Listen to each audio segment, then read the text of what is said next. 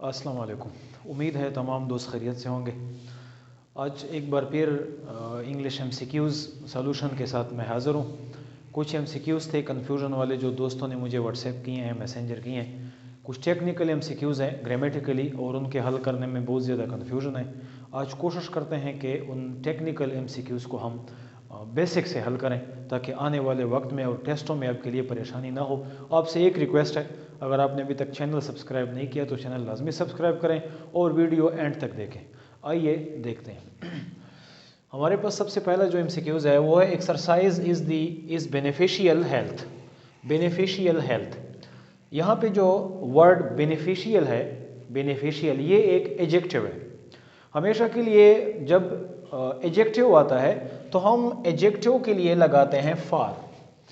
अगर ये बेनिफिट आता, बेनिफिट, तो हम बेनिफिट के साथ फार नहीं लगाते, बल्कि हम बेनिफिट्स के साथ उस वक़्त लगाते हैं टू जब बेनिफिट के बाद ब्लैंक हो और ब्लैंक के बाद पोजेसिव केस आया हो। Benefit to your health, to my health, to their health वगैरह। तो चूंकि यहाँ पे जो बेनिफिशियल है ये एज ए एडजेक्टिव आया है और एंड पे नाउन है, नाउन। अगर एडजेक्टिव और नाउन कॉम्बिनेशन है तो बेनिफिशियल के लिए, हेल्थ के लिए जो प्रीपोजिशन लगता है वो फार लगता है। लेकिन अगर यहाँ पे बेनिफिट है, बेनिफिट्स है और यहाँ पे हेल्थ है या यूर हेल्थ है या जो भी है तो हम यहाँ पे लगाएंगे टू। दूसरे नंबर पे है ही स्टेटमेंट इज मच सिमिलर।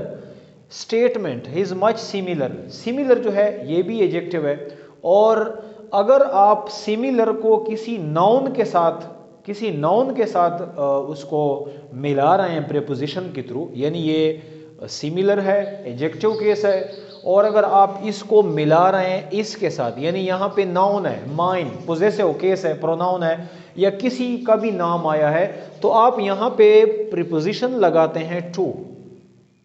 लेकिन अगर यहाँ पे सिमिलर है और यहाँ पे कोई वर्ब है या कोई दूसरा काम है तो आप वहाँ पे सिमिलर के साथ विद लगाते हैं। ही केम, खाली जगह, मी इन द मार्केट। देखो मार्केट जो है ये एक एरिया है, एरिया है, लोकेशन है। यहाँ पे हमारा जो सही प्रीपोजिशन आता है वो है एक्रॉस। एक्रॉस। अब एक्रॉस क्यों सही है? एक्रॉस इसलिए सही है कि एक्रॉस का वर्ड हम देखते हैं तो ये निकला है क्रॉस। क्रॉस एक वर्ब फॉर्म है, एक्रॉस जो है ये एक प्रीपोजिशनल फॉर्म है।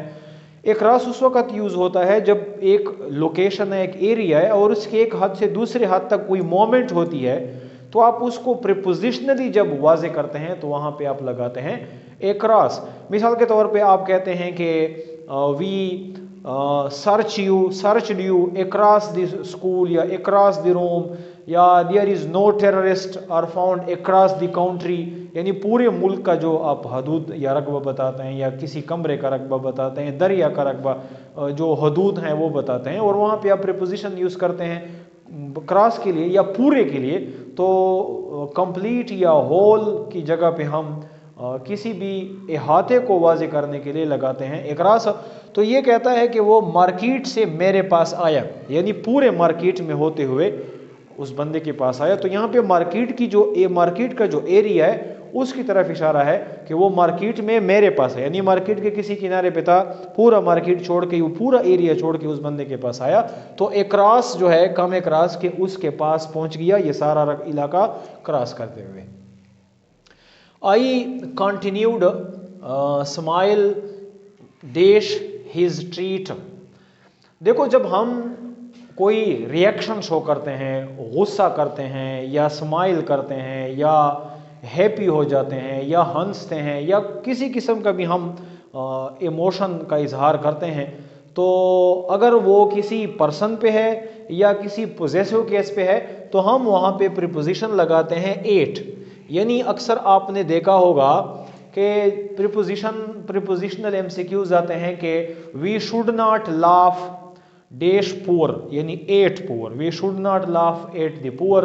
तो लाफ जो है ये भी एक फीलिंग है, एक रिएक्शन है हैप्पी मूड का, जो कि हमें यानी उस पर नहीं करना चाहिए गरीबों पर।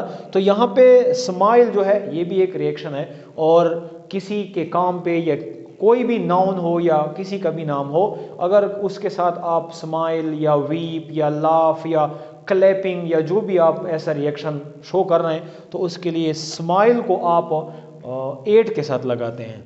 इंडिया इज सप्लाइंग आर्म खाली जगह the BLA Baloch liberation army. देखो यहाँ पे सप्लाई जो है यानी देना, अगर सप्लाई फोर्थ फॉर्म में है, इंग फॉर्म में है या प्रेजेंट पार्टिसिपल फॉर्म में है और उसके साथ इनडायरेक्ट ऑब्जेक्ट लगा हुआ है, ये इनडायरेक्ट ऑब्जेक्ट है, सॉरी ये डायरेक्ट ऑब्जेक्ट है और ये इनडायरेक्ट ऑब्जेक्ट है। अगर वर्ड सप्लाई आया है फोर्थ फॉर्म में और उस सप्लाई के फौरन बाद जो है आपका ऑब्जेक्ट नहीं बल्कि आपका डायरेक्ट ऑब्जेक्ट और इनडायरेक्ट ऑब्जेक्ट आया हुआ है, तो वहां इस सप्लाई की फोर्थ फॉर्म के साथ हम लगाते हैं टू। सप्लाई की जब फोर्थ फॉर्म आए और उसके एंड पे ऑब्जेक्ट आ जाए तो तब हम सप्लाई की फोर्थ फॉर्म के साथ हम लगाते हैं टू। दूसरे केस में चाइना सप्लाईज पाकिस्तान आर्म, यहां पे आप देखते हैं कि सप्लाई जो है यहां सप्लाई फर्स्ट फॉर्म में, अगर वर्ड सप्लाई फर्स्ट फॉर्म में है या थर्ड फॉर्म में है और वो डायरेक्टली ऑब्जेक्ट को सप्लाई कर रहा है, ये इसका ऑब्जेक्ट है, ये चाइना पाकिस्तान को सप्लाई कर रहा है।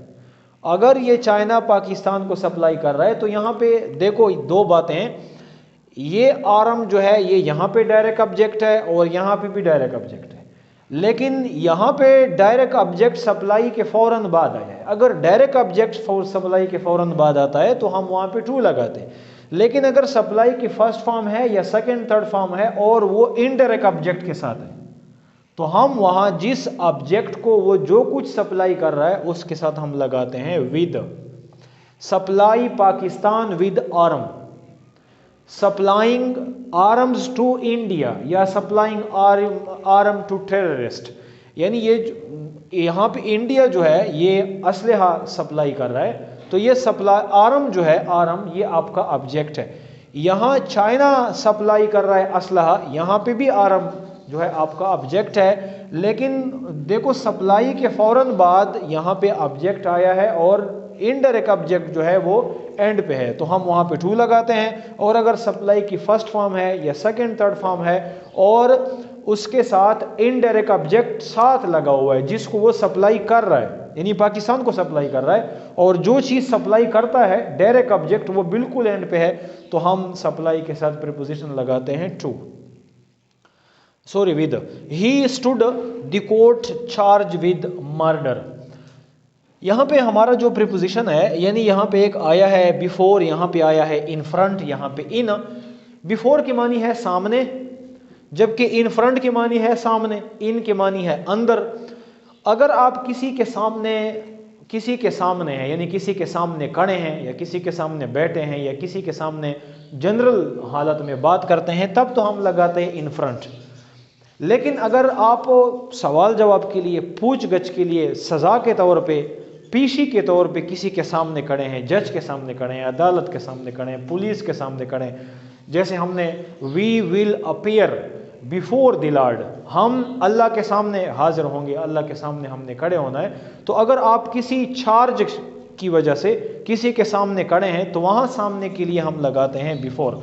He stood before the court with murder, यानी ये केस है और इस केस की वजह से बतौर सजावार वो सामने है, पेश है, तो वहाँ पे हम लगाते हैं before. I will not go to the party they invite me, option है इफ, अगर, अनलेस और अनटिल, जब तक। तो यहाँ पे हम देखते हैं कि I will not go to party they invite me. देखो अगर हम कंडीशनल सेंटेंस को देख लें तो हमारे पास जो सेकंड कंडीशन है, फर्स्ट कंडीशन की स्ट्रक्चर इस तरह है कि जो इफ सेंटेंस है, इफ क्लाज है, उसमें प्रेजेंट फॉर्म यूज होता है यानी प्रेजेंट सिंपल फॉर्म, और जो रिजल्टेंट क्लाज है जो इफ क्लास के बाद, कामे के बाद शुरू होता है, वो प्रेजेंट फ्यूचर का यानी फ्यूचर का उसमें फ्यूचर सिंपल का इस्तेमाल होता है। और हम ये भी देखते हैं कि बाज़ औक़ात इफ़ का जो सेंटेंस है वो दरमियान से भी शुरू हो सकता है और हमेशा स्टार्ट से आता है। तो यहाँ पे हम देखते हैं कि ये जो I will not go to party, ये सेंटेंस मुश्तमिल है फ्यूचर पे, जबकि ये जो सेंटेंस है ये मुश्तमिल है प्रेजेंट सिंपल पे। और हमें ब्लैंक भी दिया है, तो हम ब्लैंक देखते हैं कि अगर हम इधर इफ़ लगाते हैं, इफ़, तो हमारा ये जो सेंटेंस है ये फर्स्ट कंडीशन के मुताबिक बिल्कुल एक्यूरेट है। क्यों? इफ़ क्लास जो है ये प्रेजेंट सिंपल पर मुश्तमिल होता है, जबकि इफ़ क्लास के बाद एक कामा और उसके बाद रिजल्टेंट जो सेंटेंस है उसमें फ्यूचर का इस्तेमाल होता है। लेकिन चूंकि ये उल्टा है, इफ़ क्लास बाद में है, रिजल्टेंट क्लास पहले है, लेकिन स्ट्रक्चर वही फ्यूचर का है और प्रेजेंट सिंपल का है, तो आपका यहाँ पे जो सही ऑप्शन है वो इफ़ है। The performance of student excellent. Performance का जो लफ्ज़ है परफॉर्मेंस, ये एक एब्स्ट्रैक्ट नाउन है, एब्स्ट्रैक्ट नाउन। और जितने भी एब्स्ट्रैक्ट नाउन होते हैं, एब्स्ट्रैक्ट नाउन वो नाउन है जो देखे और टच नहीं किए जाते। और अगर किसी भी नाउन के बारे में आपको कन्फ्यूजन है तो चैनल पे जाएं और नाउन टॉपिक पढ़ लें, इंशाल्लाह आपका टेंशन और कन्फ्यूजन ख़त्म हो जाएगी। ये परफॉर्मेंस का जो लफ्ज़ है ये एक नाउन है और ये एब्स्ट्रैक्ट नाउन है। और जितने भी एब्स्ट्रैक्ट नाउन होते हैं वो अनकाउंटेबल होते हैं। एब्स्ट्रैक्ट नाउन जितने भी होते हैं वो अनकाउंटेबल होते हैं। और अनकाउंटेबल के पास जब हम हेल्पिंग वर्ब लगाते हैं, हमारे पास एक वाज है, एक वर है। वर प्लूरल के लिए आता है उन चीज़ों के लिए जो गिने जा सकते हैं, जबकि वाज जो है वो सिंगल के लिए आता है। और जितने भी एब्स्ट्रैक्ट नाउन होते हैं वो एज ए सिंगुलर काउंट होते हैं। तो हमारे पास यहाँ जो वर्ब आएगा हेल्पिंग वर्ब वो आएगा was. He narrated the incident, खाली जगह डिटेल। हमारे पास ऑप्शन है डिटेल और डिटेल्स। डिटेल्स, अगर आप किसी वाक़ये की बात, यानी कोई हादसा है, कोई वाक़या हुआ है और उसको बयान कर देते हैं, यानी आपके सामने कोई वाक़या हुआ है और आप उसको बयान करते हैं, तो हम उसको डिटेल में बयान करते हैं, डिटेल्स में नहीं बयान करते। तो यहाँ पे आपका जो सही ऑप्शन है वो आएगा डिटेल। डिटेल्स उस वक़्त इस्तेमाल होता है, डिटेल्स, जब आप किसी इंसिडेंट का एक एक पार्ट तफसील से डिस्कस करते हैं। अगर आप ओवरऑल एक इंसिडेंट, ओवरऑल एक वाक़या, एक हादसा बयान करते हैं, तो चूंकि आप उस पूरे हादसे को एक ही शेप दे रहे हैं तो वहाँ पे ये सिंगल काउंट हो रहा है, आपने डिटेल भी सिंगल। लेकिन अगर आप एक इंसिडेंट के, एक हादसे के एक एक चीज़ को अलग अलग बयान कर रहे हैं, तो चूंकि आप इसमें पोर्शन बना रहे हैं, पार्ट्स बना रहे हैं, तो फिर वो प्लूरल में काउंट होता है, तब आपने वहाँ पे डिटेल्स लगाना है। लेकिन यहाँ पे सिर्फ इंसिडेंट है और इंसिडेंट पे बात हो रही है, तो ये हम इसको सिंगुलर काउंट करेंगे और यहाँ पे डिटेल आएगा। The dash condition of the country is not good. Economic यानी माशी हालत या मईशत की जो हालत है मुल्क की वो ठीक नहीं है। अगर हम यहाँ पे लगा दें इकनॉमिक, तो पढ़ते हैं कि इकनॉमिक का जो यहाँ कंडीशन है ये क्यों ठीक है। देखो अभी the economic condition of the country is not good. Economic condition की मानी है माशी हालत, मुल्क की जो मईशत की जो हालत है वो ठीक नहीं है। और हम हमेशा जब बात करते हैं कि मुल्क की मईशत की बात करते हैं, मुल्क का जो माशी लेवल होता है उसकी बात करते हैं, तो हम उसको कहते हैं इकनॉमिक कंडीशन। इकनॉमिकली जब हम इस्तेमाल करते हैं तो हम इकनॉमिक को टारगेट करते हैं। हमारा मकसद इकनॉमिक नहीं होता, हमारा मकसद मुल्क में जो इकनॉमिक एक अलग पोर्शन है उसकी कंडीशन को हम बयान करते हैं मुल्क के लिए। लेकिन अगर आप इकनॉमिकल बात करते हैं तो आप इकनॉमिक की कमजोरी की बात करते हैं। देखो यहाँ पे economic condition of the country, यहाँ पे टारगेट कंट्री है, कंट्री टारगेट है। तो किसी भी मुल्क की माशी हालत खराब होती है, मईशत खराब होती है, तो आप वहां पे इकनॉमिक कंडीशन लिखेंगे। लेकिन अगर आप लिखते हैं इकनॉमिकल कंडीशन, तो आप उस इकनॉमिकल कंडीशन को टारगेट कर रहे हैं, इकनॉमिकल कंडीशन की कमजोरी को बयान कर रहे हैं, बल्कि मुल्क की मईशत को नहीं बयान कर रहे हैं। अगर आप इकनॉमिकल कंडीशन लिखते हैं तो आपका मतलब है कि जो मईशत है, मईशत खुद वो कमज़ोर है। लेकिन अगर आप इकोनॉमिक कंडीशन आप लगाते हैं तो इसका मतलब है कि मुल्क की जो माशी हालत है वो खराब है। You are wonderful man, option है सो और सच। यहाँ पे सही ऑप्शन जो है वो सच है, और इसलिए सच है कि जब हम यानी ये वंडरफुल जो है ये एक एडजेक्टिव है, और अगर हम यहाँ पे सो लगाते हैं, सो यानी सो वंडरफुल, तो इस सो के साथ जो है हमने आगे एक और क्लास भी ऐड करना है, जैसे you are so wonderful man that, फिर दैट के बाद आगे आपने जो ऐड करना है। लेकिन सच जो है वो पॉजिटिव एडजेक्टिव को जाहिर करता है, जो किसी भी पर्सन का यानी आगे किसी के साथ कंपैरिजन नहीं करता। तो वंडरफुल जो है उसके साथ हम सच का लफ्ज़ लगाएंगे, और अगर सो का लगाएंगे, सो लगाएंगे तो सो सिंगल उस वक्त सिंगल नहीं आता, बल्कि सो के साथ एक दैट कॉम्बिनेशन में आता है। सो दैट यानी so beautiful that, so large that, so hard that. तो अगर आपने सो वंडरफुल लगाया तो आगे आपने दैट भी लगाना है और आगे एक सेंटेंस पूरा लगाना है। लिहाजा हमारे पास यहाँ दूसरा सेंटेंस नहीं है, तो यहाँ पे सच जो है वो ठीक है। तो लास्ट जो हमारे पास MCQs है, डिवेट इनटू फ्लोर, यानी गंदम को पीसा गया है आटे की सूरत में। तो was ground, were ground, grind और ग्रिंडेड। एक तो पीसने के लिए लफ्ज़ ग्रिंड का इस्तेमाल होता है, ग्रिंड पीसना, उसका सेकंड फॉर्म है ग्राउंड और थर्ड फॉर्म भी ग्राउंड है। लेकिन हम ये देखते हैं कि जो वेट है, वेट हमारे पास अनकाउंटेबल नाउन है, अनकाउंटेबल नाउन है, और अनकाउंटेबल नाउन के साथ हेल्पिंग वर्ब जो है वो वाज आता है, सिंगल आता है। तो हमारे पास यहाँ पे वाज आया है, यहाँ पे वर है, यहाँ पे वाज है। तो वाज और वाज वाला जो है ये तो ठीक है, लेकिन यहाँ पे जो वर्ब है, वर्ब हमने देखना है। पीसने के लिए वर्ब फर्स्ट फॉर्म ग्रिंड है, सेकंड फॉर्म ग्राउंड है, थर्ड फॉर्म ग्राउंड है। तो वाज ग्राउंड आया है, ठीक है, यानी ये फर्स्ट फॉर्म, ये सिंगल वाज है, ये ग्राउंड है, ग्रिंड के सेकंड फॉर्म है। यहाँ पे ये ग्रिंड है, फर्स्ट फॉर्म आया है, और ये वर है प्लूरल के लिए। यहाँ पे वास ठीक है, सिंगुलर आया है, लेकिन यहाँ पे ग्रिंडेड है, ग्रिंडेड फॉर्म गलत है। ग्रिंड फर्स्ट फॉर्म है और इसके साथ वर सेकंड आया है। तो आपके पास जो सही ऑप्शन है वो वाज ग्राउंड है। क्यों? वाज जो है वो सिंगुलर नाउन के लिए इस्तेमाल होता है, जो कि ठीक है, और ग्राउंड जो है जब वाज का इस्तेमाल होता है तो ये पास्ट की बात होती है, और जब पास्ट की बात होती है तो वहाँ पे वर्ब की दूसरी फॉर्म का इस्तेमाल होता है। ग्राउंड जो है ये ग्रिंड की दूसरी फॉर्म है। तो हम यहाँ पे लगा सकते हैं कि the wait was ground, the suspect is still blank, suspect is still blank, यानी जो चोर है या मशकूक शख्स है वो अभी तक है, क्या है।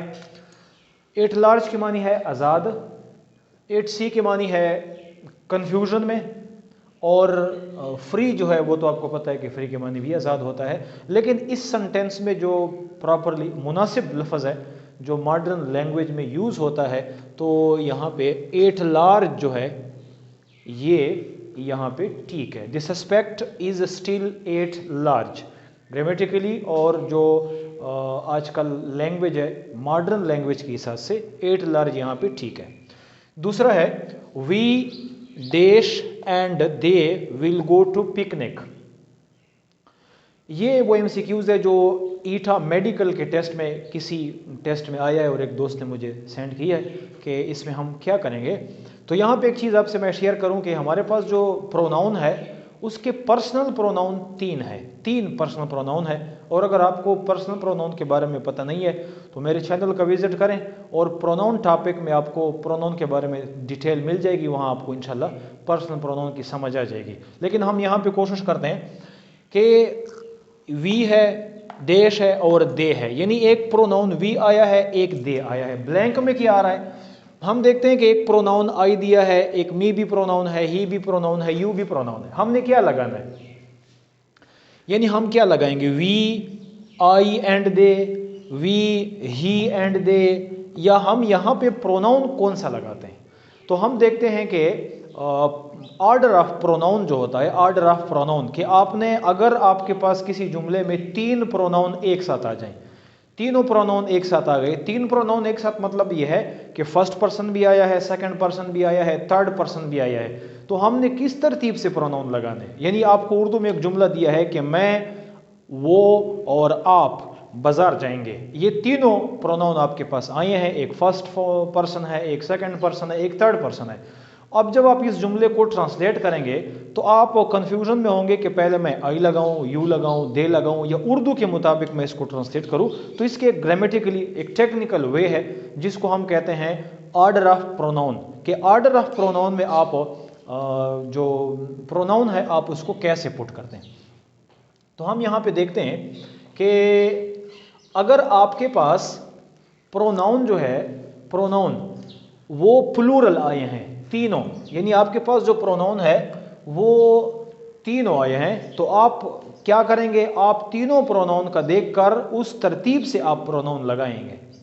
तो हम देखते हैं कि हमारे पास जो प्रोनाउन है यहाँ पे हमारे पास सबसे पहले आया है फर्स्ट पर्सन, फिर ब्लैंक, फिर थर्ड पर्सन है। अगर आपके पास प्रोनाउन प्लूरल है, यानी वी भी प्लूरल है, दे भी प्लूरल है, ये प्लूरल कॉम्बिनेशन है, तो प्लूरल कॉम्बिनेशन के लिए ग्रामेटिकली मेथड ये है कि हम 1 2 3 के हिसाब से लगाते हैं। 1 2 3, 1 mean first person, 2 mean second person, 3 means third person. 1 2 3 123 जो है ये प्लूरल प्रोनाउन का ऑर्डर है, यानी आप इस तरतीब से लगाएंगे। अगर आपके पास जुमले में इस तरह आया है कि मैं, हम, मैं, आप और वो बाजार जाएंगे, यानी ये तीनों प्रोनाउन आए हैं, तो आप देखेंगे कि इस प्रोनाउन में अगर ये तरतीब प्लूरल का है, तीनों प्रोनाउन आपके पास प्लूरल है, तो आप इस तरतीब से लगाएंगे कि जुमले के स्टार्ट में फर्स्ट पर्सन में से लगा देंगे प्लूरल, और इसके बाद सेकंड पर्सन से लगा देंगे, और फिर थर्ड पर्सन से लगा देंगे। तो हम देखते हैं कि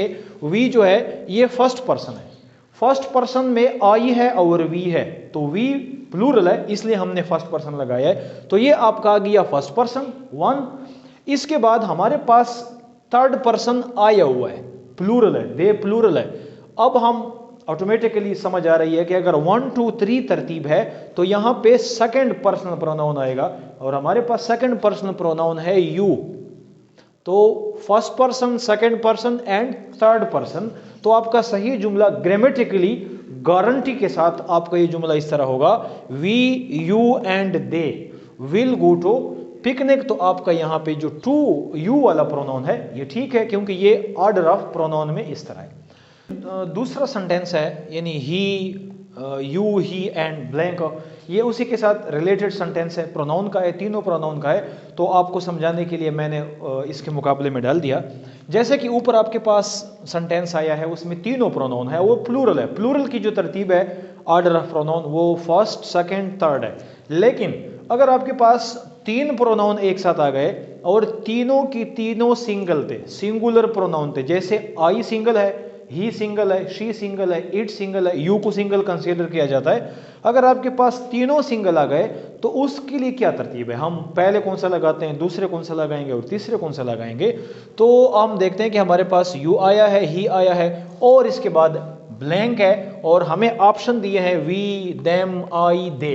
हमने क्या लगाना है तो देख लें, आज के बाद इंशाल्लाह आपको कोई कंफ्यूजन नहीं होगी 100% कि अगर सिंगुलर प्रोनाउन है और तीनों आए हैं, first person, second person, third person, और आपको कंफ्यूजन है, तो सिंगुलर प्रोनाउन के लिए ऑर्डर ऑफ प्रोनाउन जो है वो है 2 3 1, 2 3 1, यानी 2 second, 3 third person, 1 first person. तो हम देखते हैं हमारे पास जो यू है ये सेकंड पर्सन है, ऑलरेडी आया हुआ है।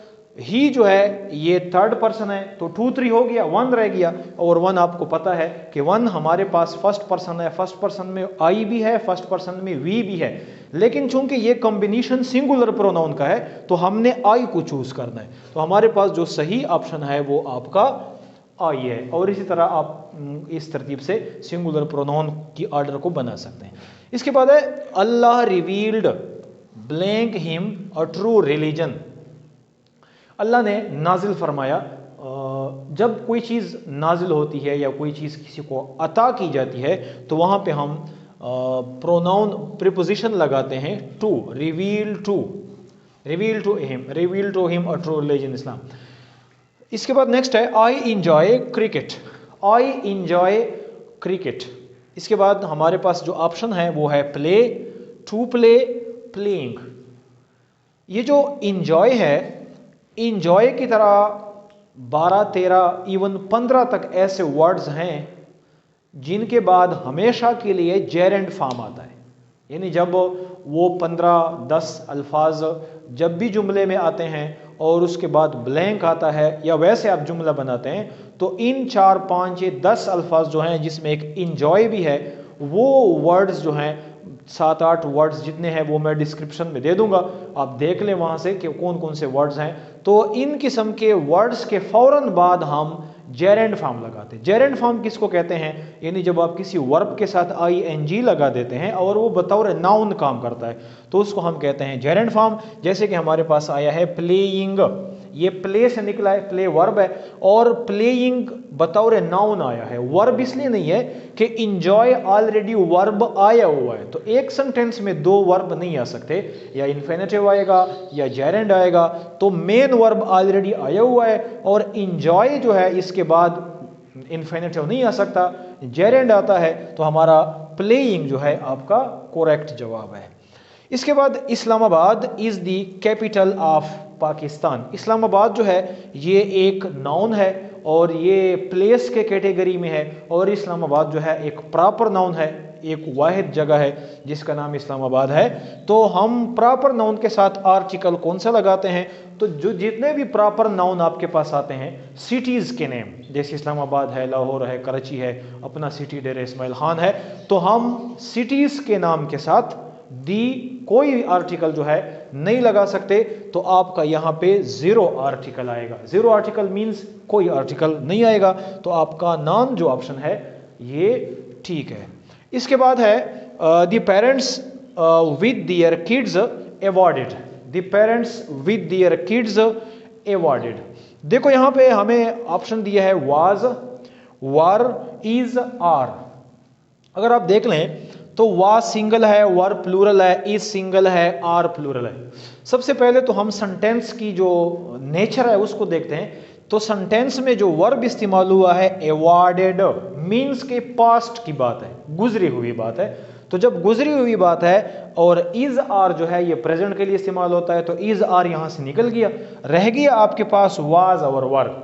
फिर हम दोबारा देखते हैं कि वाज सिंगल के लिए और वर प्लूरल के लिए, और हमारे पास पेरेंट्स भी है और उसके बच्चे भी हैं, यानी 2 चीजें हैं, 2 चीजें हैं। तो ये तो प्लूरल बनता है वैसे अगर देखा जाए, लेकिन हम देखते हैं ये प्लूरल उस वक्त बनता है कि पेरेंट्स एंड दियर किड्स, फिर ये प्लूरल बनता है जब दोनों 2 सब्जेक्ट के बीच विद आ जाता है, विद, तो ये विद की कनेक्शन की वजह से एक सब्जेक्ट बन जाता है। यानी वालिदैन को बच्चों के साथ, मीन्स कि ये एक ही कैटेगरी है, एक ही फैमिली है, एक ही सब्जेक्ट है, क्योंकि ये सेपरेट नहीं है, बच्चों के साथ वालिदैन को भी। तो जब 2 सब्जेक्ट हो, 3 सब्जेक्ट हो और उनको विद के साथ कनेक्ट किया गया हो, तो हम उसको बतौर सिंगल सब्जेक्ट लेते हैं। और जब आपका सब्जेक्ट सिंगल होता है तो हम वहां पे हेल्पिंग वर्ब जो है वाज लगाते हैं। असलम मैरिड फातिमा। असलम मैरिड फातिमा, ये वो MCQs है जो पिछले साल ईटा मेडिकल के पेपर में आया था बकौल एक दोस्त के, कि इसमें हम क्या लगाते हैं। Aslam married with Fatima, married to Fatima, married of Fatima, या इसमें कुछ भी नहीं आता। देखो जब मैरिड का लफ्ज़ आता है, मैरिड का, मैरिड शादी, तो अगर ये जुमला आप देख लें तो ये जुमला एक्टिव वॉइस में है, एक्टिव वॉइस में टेंस का जुमला है। तो एक्टिव वॉइस में जब भी मैरी का लफ्ज़ इस्तेमाल होता है फर्स्ट फॉर्म में, सेकंड फॉर्म में, तो उसके साथ कभी भी प्रीपोजिशन नहीं लगता। यानी आप ये नहीं कह सकते कि Aslam married with Fatima, Aslam married with her वगैरह, या ही मैरिड विद हर, या ही इज मैरिंग, जो भी आप कहते हैं। लेकिन जब first form, second form, third form का इस्तेमाल होता है मैरी के लिए और एक्टिव वॉइस का जुमला हो, तो हम यहाँ पे कोई प्रीपोजिशन नहीं लगाते। तो यहाँ पे आपका जो सही ऑप्शन है वो नन है। इसी के अपोजिट में मैंने दूसरा जुमला भी डाल दिया कि हो सकता है इस तरह आ जाए, फातिमा वाज मैरिड सलीम। ऊपर लिखा है असलम मैरिड फातिमा, फिर इसको मैंने पैसिव वॉइस में डाल दिया ताकि अगर इस किस्म का जुमला आपके सामने आए तो कन्फ्यूजन दूर हो। Fatima was married Salim. अब ये जुमला पैसिव वॉइस का है। पैसिव वॉइस का कैसे पता चलता है? मैरिड जो है ये थर्ड फॉर्म है या सेकंड फॉर्म है, और जब ये थर्ड फॉर्म आएगा तो यहाँ पे हैव हैज हैड लगेगा, और अगर यहाँ पे वाज लगा हुआ है तो यहाँ पे आईएनजी फॉर्म लगेगा जो कि टेंस का है, लेकिन ये सेकंड या थर्ड फॉर्म है, इधर वाज है, तो आपका ये जुमला पैसिव वॉइस का है। और जब लफ्ज marry, word marry passive voice में आता है तो हम यहाँ पे लगाते हैं टू, जिसके साथ उसकी शादी हुई है पर्सन मेल के साथ, तो वो मेल आपका ऑब्जेक्ट होगा पैसिव वॉइस में, और फीमेल जो है वो बतौर सब्जेक्ट है, तो फिर हम मैरिड के साथ लगाते हैं टू, तो आपका यहाँ सही प्रीपोजिशन जो है वो टू है। नेक्स्ट इसके बाद है my father was died malaria. Father was died malaria. Allah ताला हम सब के वालिदैन को सलामत रखें। प्रीपोजिशनल केस तक मैंने जुमला लिखा है। डाइड का जो लफ्ज़ है वफात हो जाना, मर जाना। देखो दो किस्म की मौत है, एक है डायरेक्ट डेथ, एक है indirect death. Direct death grammatically हम उसको कहते हैं जो किसी बीमारी की वजह से हो जाती, मलेरिया से, कैंसर से, कोरोना से, टाइफाइड से, किसी भी बीमारी। अगर बीमारी की वजह से डेथ वाक़ई हुई है तो हम वहाँ पे बीमारी के लिए लगाते हैं of, died of, died of corona, died of malaria, died of cancer, anyone. लेकिन इनडायरेक्ट मौत है, इनडायरेक्ट मौत इसको कहते हैं कि एक्सीडेंट हुआ, एक्सीडेंट के बाद यानी एक फर्स्ट स्टेप है, फिर उसके बाद बहुत ज़्यादा ब्लीडिंग हुई, मर गया, या गोली लगी, जख्म आ गए, फर्स्ट स्टेप, और फिर जख्मों की ताब न लाकर चल बसा, तो ये सेकंड स्टेप पे बंदा मर जाता है। इसको कहते हैं इनडायरेक्ट डेथ ग्रामेटिकली। तो जब डेथ इनडायरेक्ट हो तो हम वहाँ पे डेथ के साथ लगाते हैं from. He died from accident, he died from fall down, fell down, यानी वो पहाड़ से गिर गया, एक्सीडेंट हो गया, गोली लग गई, किसी चीज़ से मार दिया। तो अगर इनडायरेक्ट डेथ है तो उसके लिए डाइड फ्रॉम शूट है, या डाइड फ्रॉम बुलेट है, या डाइड फ्रॉम आप उसको एक्सीडेंट कहें, जो भी आप कहते हैं। लेकिन अगर किसी बीमारी से नहीं है तो डाइड फ्रॉम आएगा। तो आपका यहाँ पे सही ऑप्शन ऑफ आ रहा है। You must arrived her the given time, in the given time, with the given time, by the given time, on the given time. देखो जब आपको एक लिमिटेड टाइम दिया है, लिमिटेड टाइम, लिमिटेड टाइम का मतलब यह है कि सोमवार तक, 4 बजे तक, कल तक, परसों तक, 1 साल तक आपको एक लिमिट दिया है। अगर आपको लिमिट दिया है तो यह है गिवन टाइम। और जब आपको लिमिट दिया है वहाँ पे आपको कहते हैं कि आपने 2 बजे तक आना है, 5 बजे तक आना है, या गाड़ी 4 बजे तक पहुँच सकती है, जहाज़ सोमवार तक लैंड कर सकता है। तो अगर लिमिट टाइम है तो लिमिट टाइम के लिए हम हमेशा के लिए ग्रामेटिकली बाय लगाते हैं। तो हम यहाँ पे आपका जो प्रीपोजिशन है वो बाय, ठीक है। सो आप कह सकते हैं कि you must arrived here by the given time, जो आपको टाइम दिया गया है उस तक आपने पहुंचना है, तो आपका यहाँ पे बाई जो है बिल्कुल ठीक है। इसके बाद हमारे पास जो नेक्स्ट प्रीपोजिशन, नेक्स्ट एमसीक्यूज है, वो है कि you made mistake, more, much, A lot of. You made mistake. अब हमने मिस्टेक के साथ जो है मोर लगाना है, मोस्ट लगाना है, मच लगाना है, क्या लगाना है? देखो मिस्टेक जो है, मिस्टेक हम इसको प्लूरल बना सकते हैं। मिस्टेक, मिस्टेक्स, गलती, गलतियां। इसका मतलब है कि वर्ड मिस्टेक जो है ये काउंटेबल है, इसको हम गिन सकते हैं। 5 गलतियां आपने की है, 10 गलतियां की है। अगर हम किसी चीज को काउंट कर सकते हैं, काउंट, तो देखो हम मच उस वक्त लगाते हैं जब हमारे पास अनकाउंटेबल वर्ड हो, अनकाउंटेबल, फिर हम लगाते हैं मच। मोर जो है ये कंपैरेटिव डिग्री के लिए इस्तेमाल होता है। तो हमारे पास जो ऑप्शन बचता है वो है ए लॉट ऑफ। तो आपका सही जो ऑप्शन है वो है a lot of mistake. Next जो हमारे पास है, she is being her hair, वो अपने बाल कंघी कर रही है। वर्ड जो हमारे पास है कॉम्बिंग है, कॉम्ब्स है और कॉम्ब है। अगर हम देख लें तो ये जुमला, इसमें आईएनजी फॉर्म का इस्तेमाल हुआ है, आईएनजी फॉर्म। तो इसका मतलब है कि ये जुमला कंटिन्यूस का है। लेकिन कंटिन्यूस का जब ये जुमला है तो कॉम्बिंग आना चाहिए, कंटिन्यूस में आईएनजी लगता है। कम्स जो है, कम्स ये प्रेजेंट सिंपल का है। कम्ब जो है, कम ये सेकंड या आप इसको थर्ड फॉर्म कह दें। तो यहाँ पे हमारे पास ये जो जुमला है, टोटली ये जुमला हमारे पास पैसिव वॉइस में है, पैसिव वॉइस में। और पैसिव वॉइस में वर्ब के साथ आईएनजी नहीं लगता। पैसिव वॉइस में जब कंटिन्यूस के जुमले होते हैं वहां पे कंटिन्यूस को जारी रखने के लिए हम बीइंग लगाते हैं। तो ये तो निकल गया। आपके पास कम्स जो है, कम्स ये प्रेजेंट सिंपल में इस्तेमाल होता है और पैसिव वॉइस में कभी कम्स का इस्तेमाल होता भी नहीं है। तो आपके पास जो लफ्ज़ कम्ड है ये रह गया है। तो हम कह सकते हैं कि she is being comb her hair, यानी ये इसका सेकंड या थर्ड फॉर्म है। इसके बाद है I went Lahore, it blank nice place. मैं लाहौर गया, वो कैसा शहर था या है। तो हम देखते हैं इस जुमले में जो ऑप्शन है, एक इज है, एक वाज है और एक हैज़ है। हैज़ तो आता नहीं है। इज जो है ये प्रेजेंट के लिए इस्तेमाल होता है, वाज जो है ये पास्ट के लिए इस्तेमाल होता है, दोनों सिंगल हैं।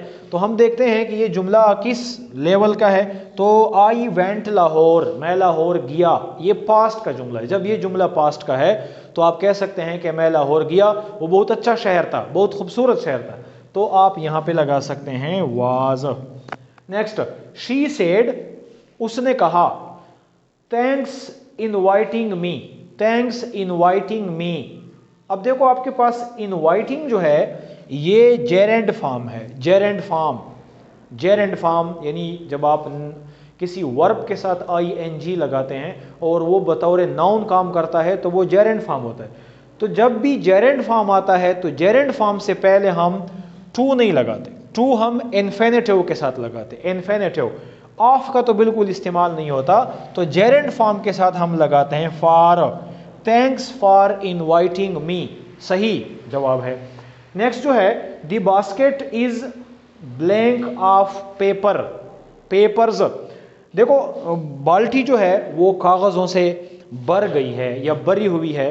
तो हम देखते हैं फुल, ये भरने को कहते हैं, फिल ये भी भरा हुआ है, फिल्ड ये सेकंड फॉर्म है।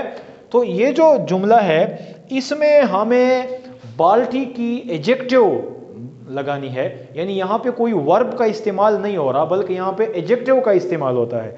अगर आप किसी वर्ब का इस्तेमाल करेंगे तो आपका ये जुमला किसी टेंस में होना चाहिए। अगर टेंस में आप देखते हैं इज आया है तो इज हमेशा कंटिन्यूस में आता है, प्रेजेंट कंटिन्यूस में। फिर हम इज के साथ आईएनजी लगाते हैं, फीलिंग।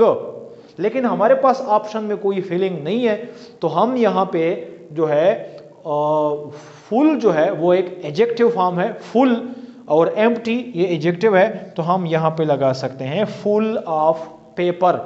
फिल इसलिए नहीं लगाते कि फिल वर्ब है, फुल जो है ये एडजेक्टिव है। नेक्स्ट जो है तो आपका यहाँ पे सही जवाब जो है वो है फुल। नेक्स्ट है, the teacher gave us advice, teacher gave us advice. अगर ये एडवाइसेस है, प्लूरल है एडवाइसेस, तो आप लगा सकते हैं मैनी एडवाइसेस या मोर एडवाइसेस। लेकिन अगर सिंगल एडवाइस की बात है तो हम वहां पे मैनी या मोर नहीं लगाते बल्कि पीस लगाते हैं, piece of advice. Teacher give us piece of advice, तो आपका वर्ड पीस जो है वो एडवाइस के साथ बिल्कुल एक्यूरेट। नेक्स्ट जो है, दे स्विम, दे स्विम इतना सा है। द सेंटेंस इज, ये जो आपको हिस्सा दिया है दे स्विम, कहते हैं कि ये क्या है, ये फ्रेज है, ये एक वर्ड है या ये एक क्लास है। फ्रेज क्या है, वर्ड क्या है, क्लास क्या है, इसके ऊपर मैंने तफसीली एक लेक्चर दिया है। आप चैनल का विजिट करें और क्लास फ्रेज के बारे में पढ़ लें। अगर आपको पसंद आया तो चैनल को सब्सक्राइब करें, वीडियो लाइक करें, इंशाल्लाह आपको समझ आ जाएगी। तो फ्रेज जो है, फ्रेज उस ग्रुप को कहते हैं, दो तीन ऐसे वर्ड्स जिसमें ना सब्जेक्ट हो ना वर्ब हो, उसको कहते हैं फ्रेज। वर्ड तो आपको पता है कि एक मीनिंगफुल सेंस देने वाला जो वर्ड होता है उसको हम वर्ड ही कहते हैं। क्लास जो है वो उस ग्रुप ऑफ वर्ड को कहते हैं, उस ग्रुप ऑफ वर्ड को हम क्लास कहते हैं जिसमें एक सब्जेक्ट हो और एक वर्ब। तो हम देखते हैं इसमें दे जो है ये सब्जेक्ट है, जबकि स्विम जो है ये वर्ब है। तो सब्जेक्ट वर्ब कॉम्बिनेशन को हम क्लास कहते हैं। तो हमारा सही जवाब यहाँ पे किया है क्लास है। Next, they study Gomal university, university के साथ हमने क्या लगाना है, AND, आर्टिकल की बात हो रही है। इंशाल्लाह 1-2 दिनों में आर्टिकल पे बात करेंगे। जब हम लोकेशन की बात करते हैं, लोकेशन की, किसी पॉइंट की बात करते हैं, एड्रेस की बात करते हैं, जैसे गोमल यूनिवर्सिटी या मुफ्ती महमूद अस्पताल या किसी स्कूल का नाम या किसी घर का नाम या आप कहें चौक है वगैरह, किसी भी लोकेशन की जब आप करते हैं, किसी भी प्लेस पॉइंट की आप बात करते हैं, तो उसके साथ हम प्रीपोजिशन आर्टिकल लगाते हैं। Preposition, they study eight Gomal university, preposition में आया है तो हम वहां पे किसी भी पॉइंट के लिए एट लगाते हैं। आई सा अ मैन वाज ब्लाइंड, आई सा अ मैन वाज ब्लाइंड, मैंने एक आदमी देखा जो कि अंधा था। अब यहां पे हमारे पास ऑप्शन है हु, विच, दैट। बहुत कंफ्यूजन वाला है कि अब हम यहाँ पे दैट लगाएं, यहाँ पे हम विच लगाएं, यहाँ पे हम क्या लगाएं। ये रिलेटिव प्रोनाउन है, इस पे इंशाल्लाह कल परसों वीडियो बनाएंगे। लेकिन यहाँ पे आपको समझाने के लिए हम ये कहते हैं कि अगर सेंटेंस के अंदर किसी पर्सन की बात हो रही है, पर्सन की, यानी हिम, हर, हिज, देम, मी वगैरह, या किसी का नाम आ रहा है, सलीम, असलम, अमजद, अकरम, या मैन, वोमेन, बुआए, गर्ल्स, नाम आ रहा है पर्सन के लिए, जैसे यहाँ पे आया हुआ है, ये पर्सन का नाम आया हुआ है, ये पर्सन है। अगर जुमले में पर्सन का जिक्र है, पर्सन की बात हो रही है, तो आप लगाएंगे हु। लेकिन अगर चीज की बात हो रही है, आई बॉट अ पेन, ये पेन बेजान चीज है, तो यहां पे अगर पेन है तो यहां पे आप दैट लगाएंगे। और अगर बेजान चीजों की बात हो रही है या जानवरों की बात हो रही है, पर्सन से हट के जानवरों की बात हो रही है, तो आप वहां पे लगाएंगे विच भी लगा सकते हैं, दैट भी लगा सकते हैं। लेकिन जो बिल्कुल बेजान चीजें हैं या किसी सेंटेंस की बात हो रही है, तो हम वहां पे लगाते हैं दैट। जैसे कि आपको सेंटेंसेस में भी आता है कि ही से दैट, सेंटेंस के अंदर भी हम दैट लगाते हैं। किसी भी बेजान चीज के लिए हम दैट लगाते हैं। लेकिन लिविंग चीज में जो एनिमल्स है, बाकी चीजें हैं, उनके लिए हम विच का इस्तेमाल करते हैं। You watch video mobile, you watch video mobile. तो परसों हमने एक लेक्चर में कहा था कि जब आप मोबाइल पे काम करते हैं, स्क्रीन पे काम करते हैं, टीवी पे काम करते हैं, किसी दूसरी चीज पे काम करते हैं, तो हम उस चीज पर काम करने के लिए प्रीपोजिशन लगाते हैं ऑन। चूंकि यहाँ पे वीडियोस देखने के लिए मोबाइल का इस्तेमाल किया जाता है, मोबाइल पर काम हो रहा है, आप मोबाइल पे बात करते हैं, आप मोबाइल पे लेक्चर देते हैं, आप मोबाइल पे फिल्म देखते हैं, आप मोबाइल पे टीवी पे किसी भी चीज़ पे आप कोई काम करते हैं, तो उसके लिए हम प्रीपोजिशन लगाते हैं ऑन। तो चूंकि यहाँ मोबाइल पे काम हो रहा है, तो यहाँ पे आपका जो सही प्रीपोजिशन है वो है ऑन।